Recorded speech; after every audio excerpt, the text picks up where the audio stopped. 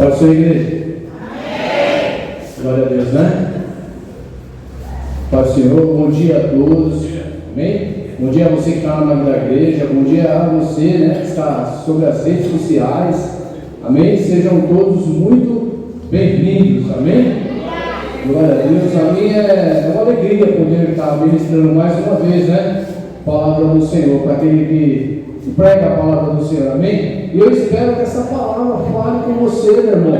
Né? Tanto vocês que estão aqui na nave da igreja, como vocês também estão aí do outro lado nas redes sociais. Amém? Glória a Deus. Louvado seja o nome do Senhor.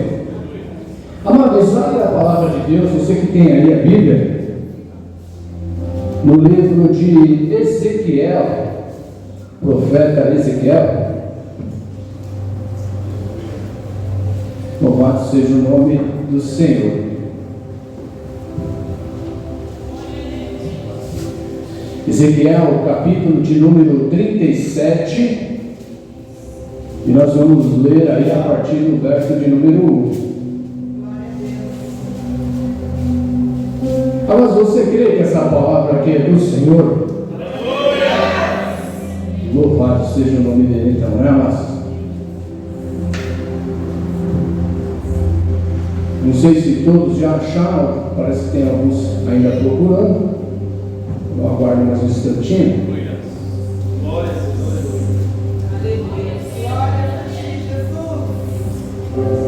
Aleluia. Vou fazer então a leitura, irmãos. Veio sobre mim a mão do Senhor. Ele me levou pelo Espírito do Senhor e me deixou no meio de um vale que estava cheio de ossos, e me fez andar ao redor deles. Eram muito numerosos na superfície do vale, e estavam sequíssimos. Então me perguntou: filho do homem, acaso poderão reviver estes ossos? Respondi: Senhor Deus, tu o sabes. Disse-me ele: profetiza a esses ossos, e dize-lhes: ossos secos, ouve a palavra do Senhor. Assim diz o Senhor Deus a esses ossos: eis que farei entrar o Espírito em vós, e viverei. Porém tendões sobre vós, farei crescer carne sobre vós estenderei pele, e porei em vós um espírito, e viverei. E sabereis que eu sou o Senhor. Glória a Deus. Só até aqui, amados. Coloca a tua Bíblia no teu assento. Aleluia. Amados, olha comigo assim, ó. Senhor, abra os nossos olhos espirituais e nos ajuda, Senhor, a entender a tua palavra, Pai, e sair daqui abençoado, para que o teu nome seja glorificado, em nome de Jesus. Amém? Glorifica ao Senhor a partir dele. Ele é digno de toda a honra, é digno de toda a glória.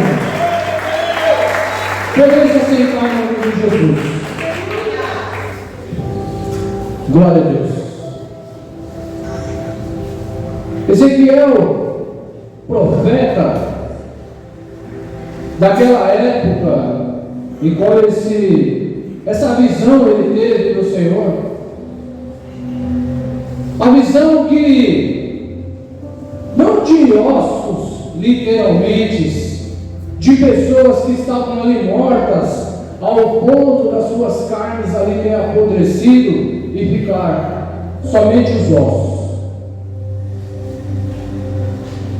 Mas o Senhor estava mostrando aqui para Ezequiel de um povo que estava vivo como eu e você, de um povo que estava exilado por sua escolha. Porque nós temos escolha. Porque Deus, Ele não pega na nossa mão e Ele diz: olha, faz isso ou faz aquilo, porque eu estou te ordenando. Não.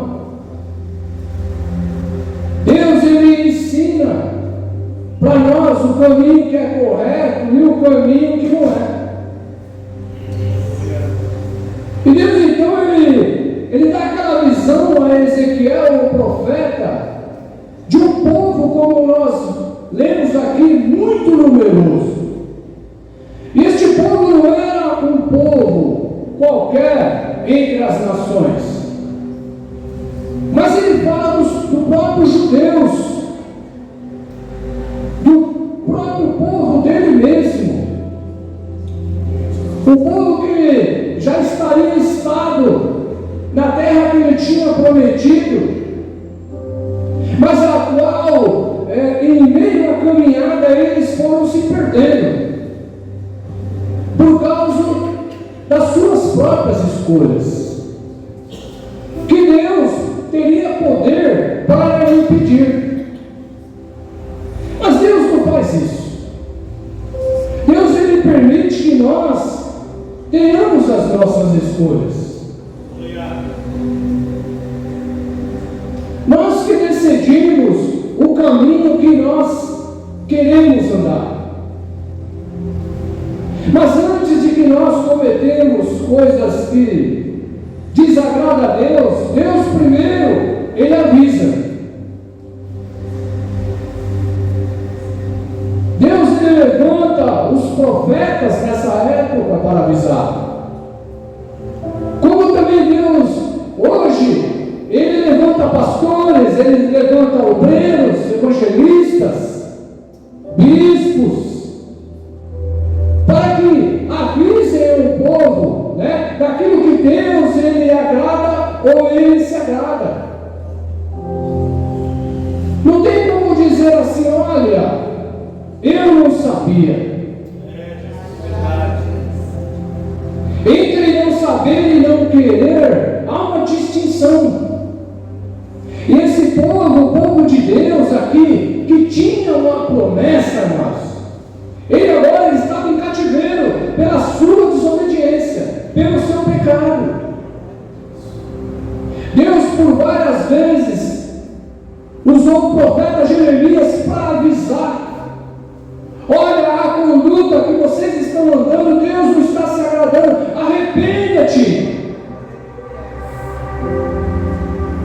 Não foi uma, não foi duas, não foi três, e o povo continuava cometendo os delitos contra o Senhor, continuava adorando a outros deuses, e aquilo foi entristecendo o Senhor, a ponto de o Senhor então permitir que eles fossem para o cativeiro.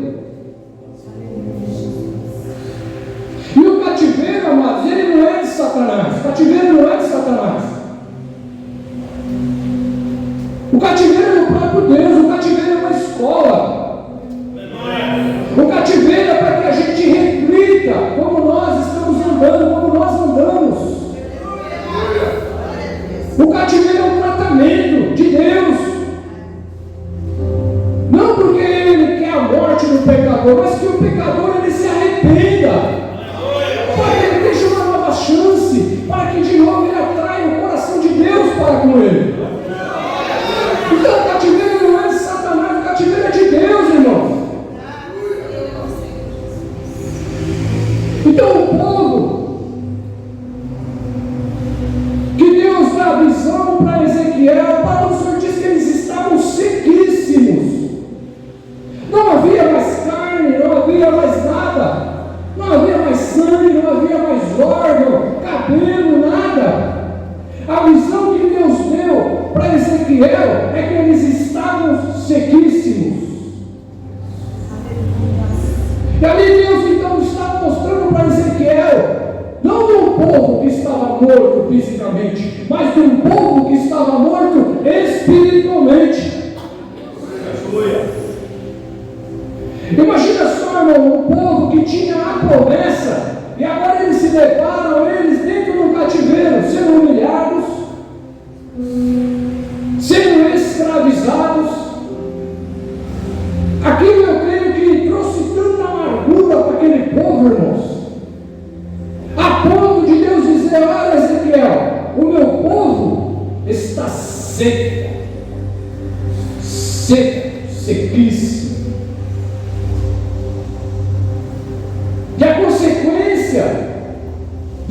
estarem secos era o pecado.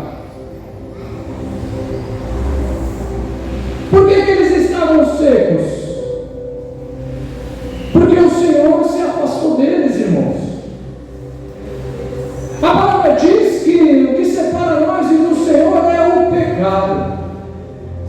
Não tem como Deus habitar onde está vendo o pecado. Deus se afasta. E não é porque Ele deixa de amar o pecador, não é isso, irmãos. Mas é que o pecador, então, ele vier a ser tratado. Porque, infelizmente, é na hora do sofrimento que a pessoa não consegue enxergar o seu devido. Enquanto vai tudo bem, muitas das vezes, na maioria das pessoas, elas não conseguem enxergar. Mas elas só conseguem enxergar quando Deus se afasta. Quando os problemas eles se alastram. E esse é o cativeiro do Senhor, irmãos. É para que ela possa olhar para dentro dela e reconhecer o estado que ela está andando. E é isso que estava acontecendo. É tão prova disso, não está na palavra. Você vê pelo rei Davi. O rei Davi, por um momento, irmãos, ele se deixa levar pelo pecado. E o que aconteceu? Deus perdoou o rei Davi. Houve arrependimento dentro do coração dele. Mas as consequências elas ficaram. A palavra do Senhor diz que a espada nunca mais se afastou da casa de Davi.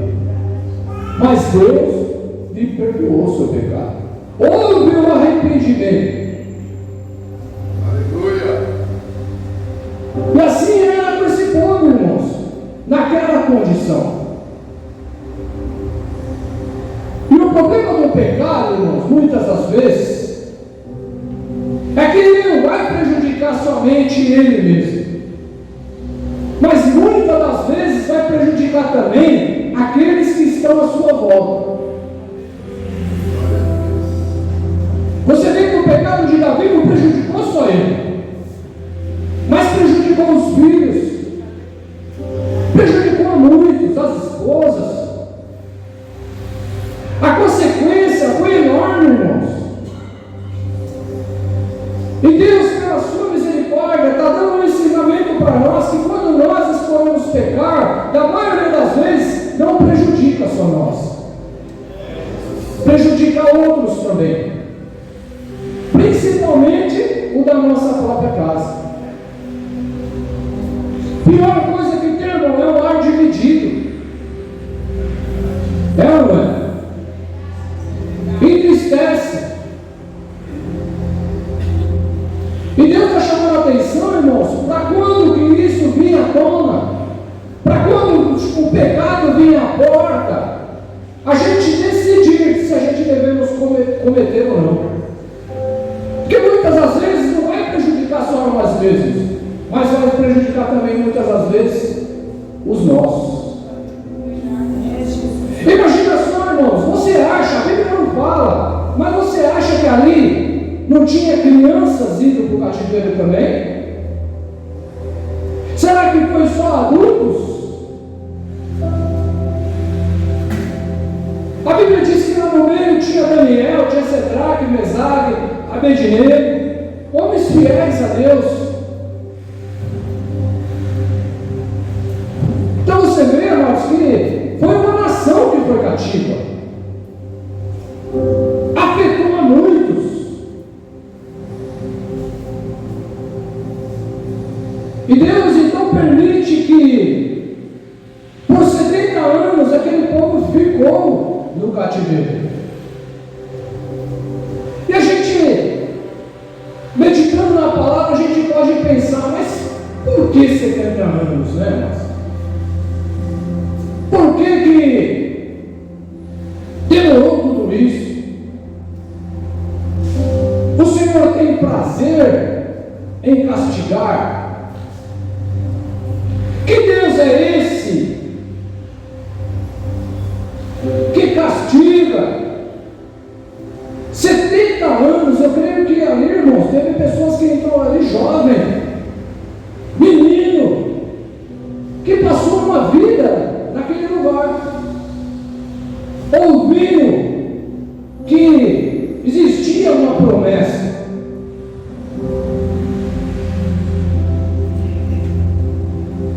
Mas então por que Deus, Ele demora 70 anos para libertar o povo? Deus é mau? Não, mas tudo existe um propósito. O problema é que para Deus perdoar o pecado, nós não podemos fazer nada, a não ser se arrepender. E quando não houver arrependimento, não tem como Deus se aproximar, irmãos.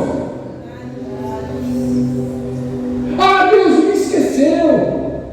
Deus não gosta mais de mim. Não, mas você que é pai, que é mãe, quando o seu filho te desobedece, você deixa de gostar dele? Não. Deus também é assim, irmãos. Quando nós desobedecemos, quando nós pecamos, por mais que Ele se afaste, Ele não deixa de gostar de nós. Ele me ama, Ele te ama, irmão. Ele ama os seus que estão lá nas suas casas. Mas quando não tiver arrependimento, Deus ele vai estar afastado, irmãos. E é isso que Deus ele quer ver em mim e você, que todo dia nós iremos se arrepender dos nossos maus feitos. Você acha que Deus ia dar uma promessa sendo onisciente lá no passado, que havia uma terra prometida para depois arrancar, irmãos? Não!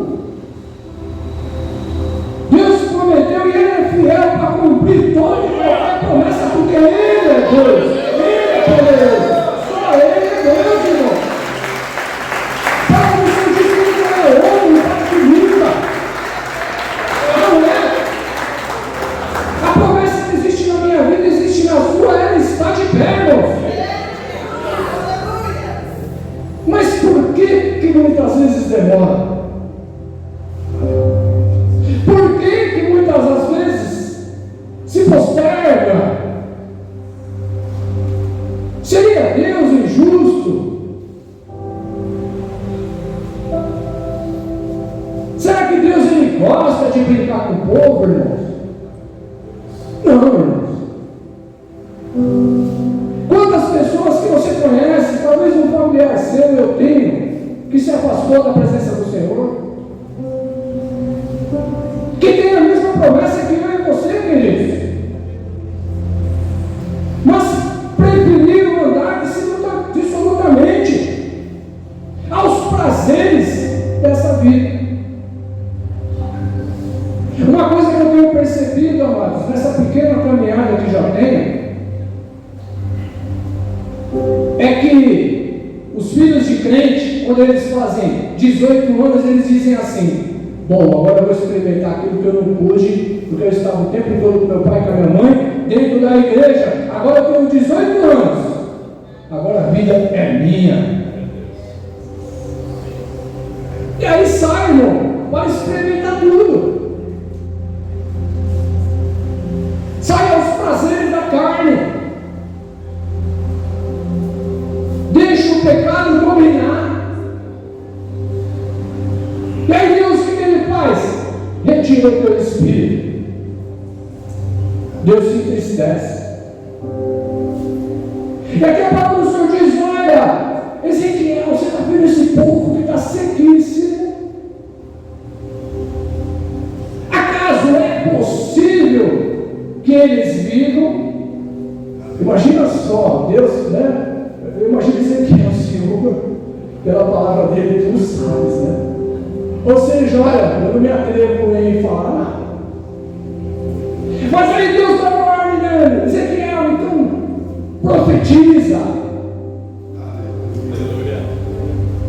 Lance uma palavra. E a própria palavra diz, né, irmão, que a nossa boca ela tem um poder, tanto para dar vida como para matar, né? Precisamos tomar cuidado com a nossa boca, né? Ela tanto pode ser de bênção, como pode ser também de maldição.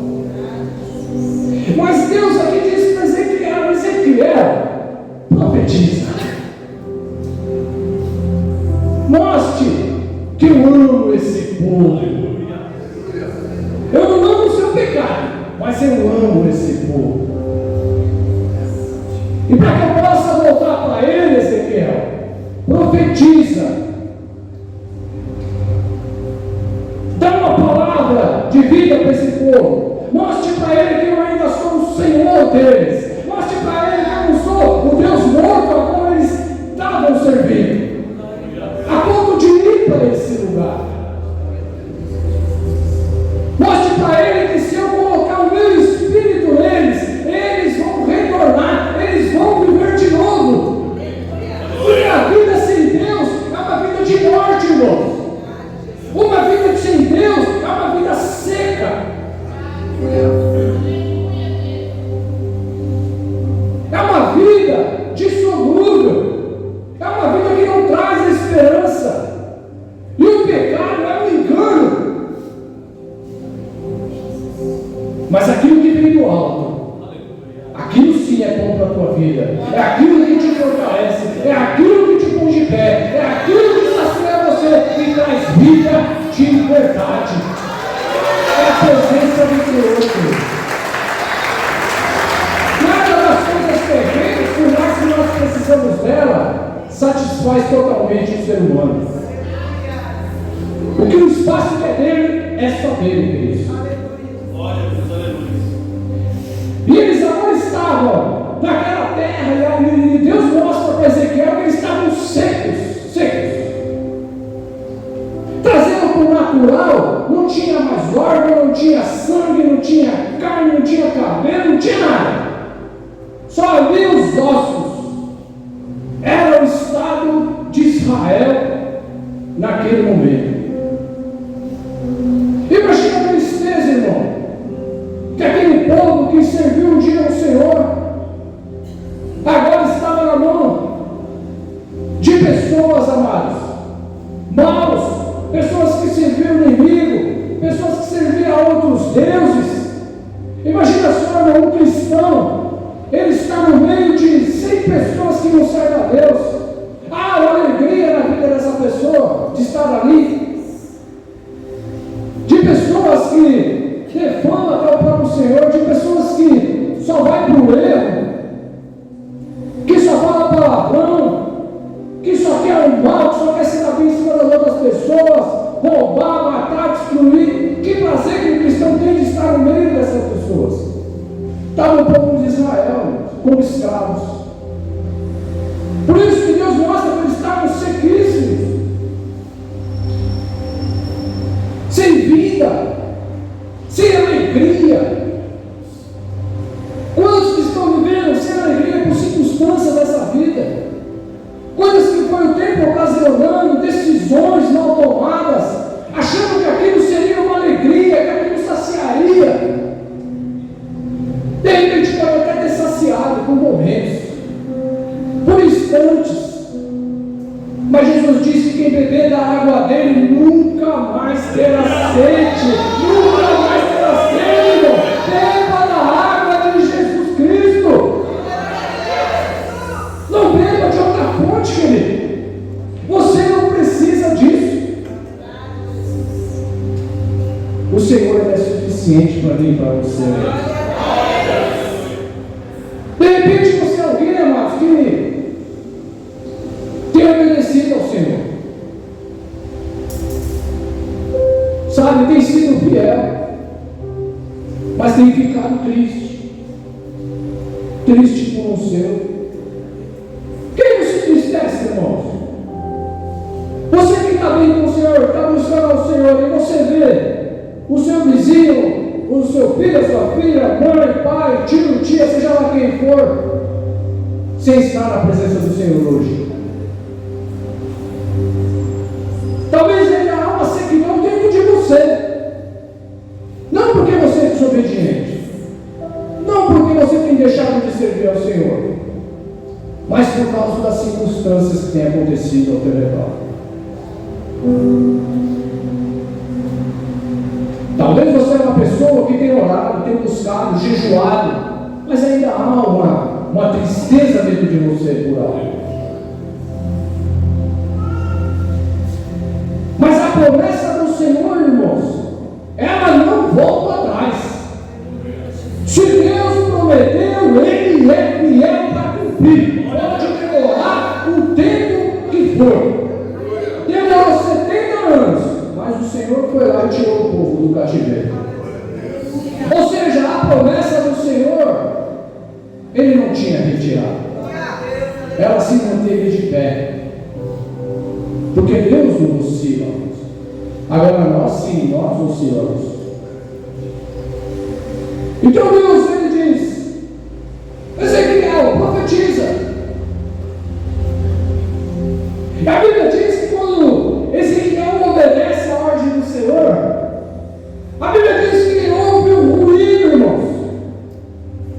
Naquela visão era osso batendo no outro osso, né? Eu imagino que durante aquele tempo que houve aqueles ossos ali, né? Foi misturando ali, né? A cabeça de fulano estava do outro lado, o braço de ciclano para o outro, ou seja, estava tudo misturado. Eu estou falando que eu imagino assim. E a Bíblia diz então que houve um ruído, e aqueles ossos batendo, né? Cada um vindo no seu lugar, se ajeitando ali no seu lugar. Mas ainda faltava algo. Ainda faltava restauração. E a Bíblia diz então que o Senhor ele começa ali então, depois que os ossos estavam nos seus devidos lugares, Ele colocar carne, colocar ali os tecidos, os órgãos, formar de volta aquele corpo. Olha que maravilhoso, irmãos. Deus está querendo restaurar a situação. Deus está querendo trazer de volta a vida. A alegria que se perdeu, irmãos. Você sabe o que é isso, irmãos? É misericórdia. É uma dor que nos constrange. Porque aos olhos humanos, ó, está assim porque merece. Está assim porque pecou. Está assim porque não é digno. Tá bom, irmãos, pode ser tudo isso, mas a verdade é que o Senhor, Ele não resiste um coração contrito, um coração que se arrepende, um coração que chama a atenção para o Senhor e diz: Senhor, eu me arrependo, Pai. A Bíblia diz que o Senhor, Ele não resiste ao coração contrito. E Deus, com certeza, enxergou após agora essa época que Ele dá essa visão para esse povo, que o povo estava arrependido, irmãos. Porque a palavra do Senhor diz que Ele tem poder para sondar os ossos, as medulas. Ou seja, o Senhor não vai pela aparência, Ele enxerga o mais íntimo do nosso coração. Ele sabe quando nós se arrependemos mesmo. É tão verdade que a mulher do fluxo de sangue, ela toca no Senhor e Ele diz: quem me tocou? E se eu não me engano foi Pedro, disse: Senhor, mas a multidão te toca, e você pergunta: quem te tocou? Ele: não, me tocaram diferente. Me tocaram diferente. O Senhor enxerga, irmão. Ele sabia que foi aquela mulher que tocou nele, a ponto que ela foi curada no instante que ela tocou. Quantos aqui querem ser curados pelo Senhor? Quantos aqui têm causas que precisa tocar no Senhor? Você está tendo uma oportunidade, mais uma hoje, irmão, de tocar no seu Senhor. Ela não se importou com a multidão, irmãos. Ela saiu de casa naquela intenção: eu vou tocar nesse Senhor. E a Bíblia diz que quando ela toca, sai virtude do Senhor, sai cura, sai restauração. Onde havia morte, agora havia vida, havia um diferencial, porque ela tocou no Salvador. E é isso que você precisa tocar, irmãos, é no Salvador. Você precisa chamar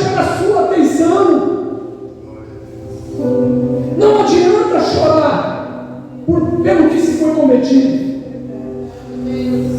Mas o que nós temos que fazer agora é olhar daqui para frente. Era isso que Deus queria. E é isso que Deus quer, porque nós olhamos sempre para frente. Ou seja uma situação com a gente, ou seja uma situação no nosso lar, ou seja lá onde for, nós precisamos chamar a atenção do Senhor. Muitas pessoas, elas não acham dignas. Ela acha assim que tem que ficar a vida inteira pagando, porque cometeu atos que não agradam ao Senhor. Ah, para mim não tem mais jeito. Olha, porque eu desagradei o Senhor, eu cometi isso, eu cometi aquilo. Olha, o Senhor agora não vai me perdoar mais. O Senhor agora se esqueceu de mim. Não, irmãos, Ele não se esqueceu, só que Ele se retirou. Ele se entristeceu. Você vê que Ele diz para Ezequiel: esse povo está sequíssimo, é toda a nação de Israel, mas profetiza. Era a nação toda, irmãos, era o reino de Judá, o reino de Israel, era o povo de Deus. E a Bíblia diz que nós somos também povo de Deus, nós somos enxertados na videira que é Jesus Cristo. Nós também temos a promessa, irmão, de vida eterna.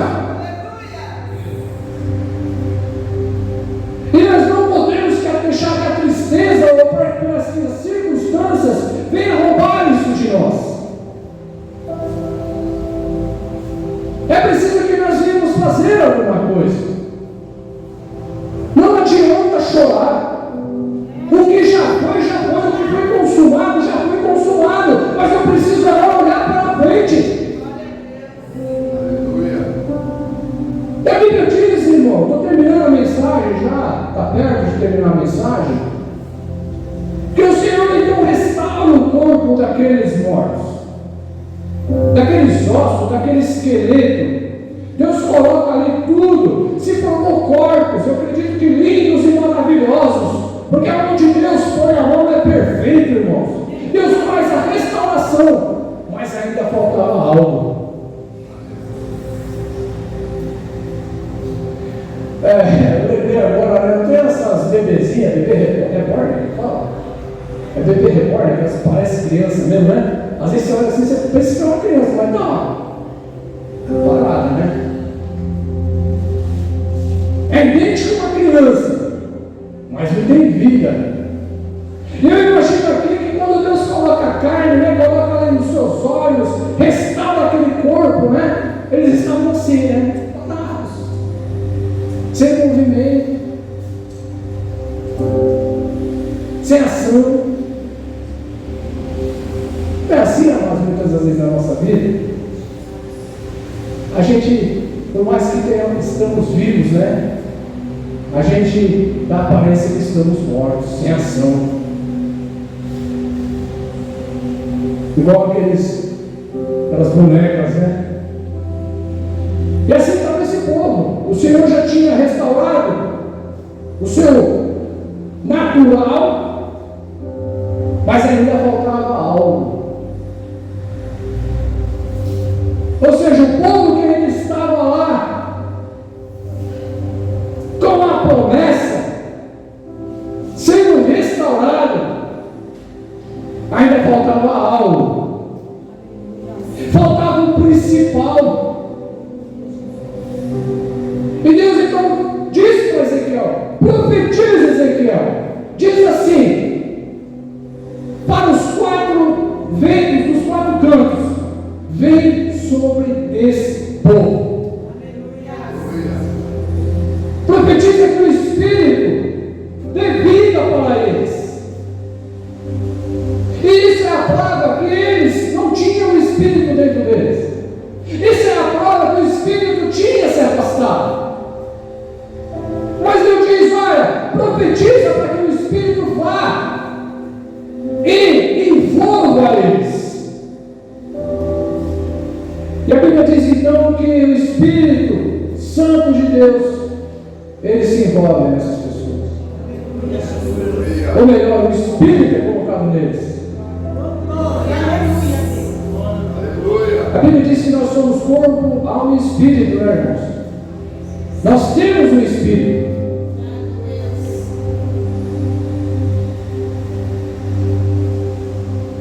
E nós precisamos do Espírito para ter vida.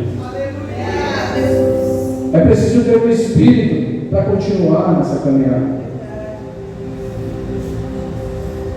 Para ter vida precisa do Espírito, e nós precisamos do Espírito de Deus para nos guiar. Sem o Espírito de Deus, nós somos como ovelhas errantes, irmãos. Por mais, irmãos, por mais que nós se esforcemos sem o Espírito de Deus, sem Ele, nós não vamos conseguir. E o mais engraçado, irmãos, que na época do Velho Testamento, o Espírito Santo, ele não se manifestava em todas as pessoas. Era em poucas. Era um profeta, era um rei. Mas agora não, a Bíblia diz que nós somos templo do Espírito Santo. Ou seja, cada um de vocês, irmão, cada um de vocês buscando o Senhor, você vai ser concebido com o Espírito Santo dentro de você, irmão. Então, sem o Espírito Santo dentro de nós, irmãos, nós vamos cair. Quando nós afastamos, entristecemos o Espírito Santo de Deus, nós caímos, irmãos. A própria palavra ela dá um monte de agravante para nós. Aquele que está de pé, toma cuidado para que não caia. Quando o espírito imundo sai do homem e vê a casa adornada de novo, ali limpinha, sem ninguém, ele vai, ele entra, só que agora ele traz mais 7 pior. Ou seja, sem a presença do Espírito Santo, irmãos, nós vamos cair. E aqueles irmãos que um dia estavam aqui na presença do Senhor, estavam na casa de Deus, que hoje não estão, você pode ter certeza, irmão, que o Espírito Santo de Deus, ele se afastou. E nós, por mais que nós tentamos, né, irmãos, por amor, e muitas das vezes não temos êxito, só o Senhor pode tocar naquele coração, para que se arrependa, para que haja uma nova limpeza. É possível, pastor? Claro que é. O filho pródigo, irmão. Você conhece a passagem, o filho pródigo, que sai da presença do pai, ele se arrepende, ele volta.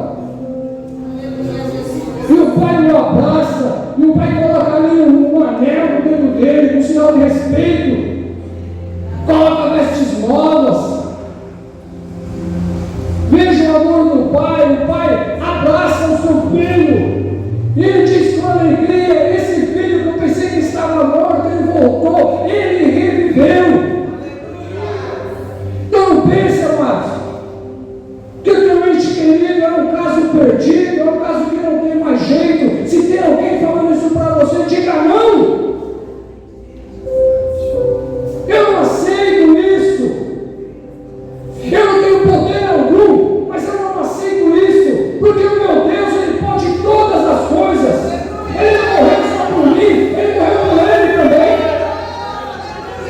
Não aceite isso, irmão. Aquilo que para o homem não tem jeito, para Deus tem. Como seu testemunho, que pessoas chegam nos hospitais e o médico diz: olha, mais uns dias. Aí a pessoa diz: eu não aceito, eu sirvo Deus livre. A última palavra é dele. Aí a Deus vai lá, né? Pega naquela pessoa e levanta. Quantos são os médicos que dizem: olha, foi um milagre? E foi mesmo um milagre mesmo. Porque a palavra do Senhor diz que Ele é o Senhor dos senhores, Ele é o médico dos médicos, Ele é o rei dos reis, Ele é o governo dessa terra. É Ele que governa a minha vida, é Ele que governa a sua, é Ele que governa os nossos, amados. E o cativeiro é um governo dele para tratar conosco, para que nós venhamos a enxergar onde nós estamos errando. Só que tem um porém, amados. Tem aqueles que se arrependem, tem aqueles que não, são duros. Aqueles que não querem pôr a palavra de Deus em prática.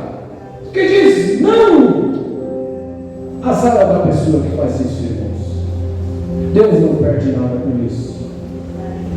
Mas aquele, irmãos, que com o coração, né, uma mulher de fluxo de sangue, muitos dentro da Bíblia, se arrepende, como o próprio Davi, ele é aceito de Deus de novo. As consequências, irmãos, talvez elas vão ficar. Não estou aqui para dizer para você se vão ficar ou não. Estou dizendo talvez elas vão ficar. Mas o amor do Senhor, para mim e por você, e pelos nossos, esse não se acabou não. Esse ainda existe dentro do Senhor. Porque senão a palavra dele seria mentira na boca dele. Amém, irmãos? Então, amados, nós devemos sim usar a nossa fé. Nós temos que ser boca profética. Nós temos que lançar sim uma palavra de vida por aqueles que estão mortos. É muito mais fácil praguejar, é muito mais fácil xingar, é muito mais fácil falar palavrão, é muito mais fácil murmurar, e talvez seja muito difícil profetizar. E talvez seja isso que está faltando, irmãos. É profetizar na vida dos nossos. É profetizar sobre aqueles que estão sequíssimos, irmãos, que estão cegos. E acreditar, ter fé, irmãos, que Deus ele vai fazer a obra no tempo dele, irmãos. Não é no meu tempo, não é no seu. 70 anos no cativeiro, mas chegou a hora e Deus foi lá e libertou, irmãos. A promessa de Deus, ela se confirmou. Não só essa, todas. E aquelas que ainda não se confirmou, irmão. No nome de Jesus, elas vão se conformar. Porque Deus não é homem para que minta. Deus é verdadeiro, irmãos. Então não tenha medo. Por mais que esteja demorando, irmãos, acredite. Não perca a fé. A Bíblia não diz que aquele que tem fé do tamanho de um grão de mostarda. A Bíblia diz que pelo menos devemos ter como um grão de mostarda. A Bíblia diz que é um grãozinho de nada, irmãos. E se nasce lá num arbusto enorme, onde as aves elas vão até se abrigar naquele arbusto.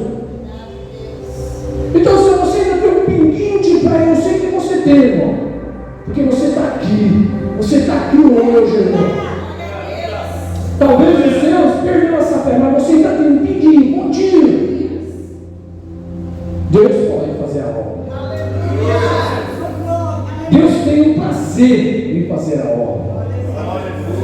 Amém? Então qual que é o meu dever, pastor? Profetizar. Profetizar. Lançar uma palavra de vida. Deixar as posições. Sabe? Deixar de abençoar. Mas abençoar. Por mais que, olha, hoje usa a droga, diz, olha, é do Senhor, amanhã vai parar. Virou bandido, olha, hoje é bandido, mas vai parar. Olha, hoje se prostitui, olha, hoje se prostitui, mas vai parar. Olha, passa a perna, é tudo errado, mas vai parar. Glória a Deus. Isso acontece, irmãos. Quantos que você já conhece? É porque tinha homens e mulheres sérios dizendo, olha, em nome de Jesus, isso vai parar. É acreditar, irmãos. É ter fé. É pôr em prática. É acreditar. É não ser Tomé. Tomé, obrigado Jesus. Estendeu para Tomé, toca aqui. Sentou comigo, Tomé, te ensinei, toca aqui.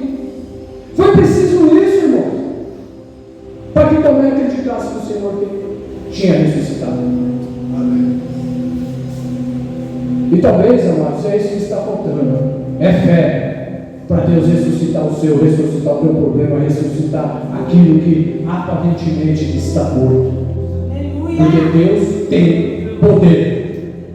A Bíblia dá respaldo que ele tem poder. Lázaro, vem para fora. Foi só isso que Jesus disse. E Lázaro veio, todo enfaixado para fora, todo cheio de verme, todo podre. Onde havia morte, houve ressurreição. Amém, irmãos? Se coloque de pé em nome de Jesus.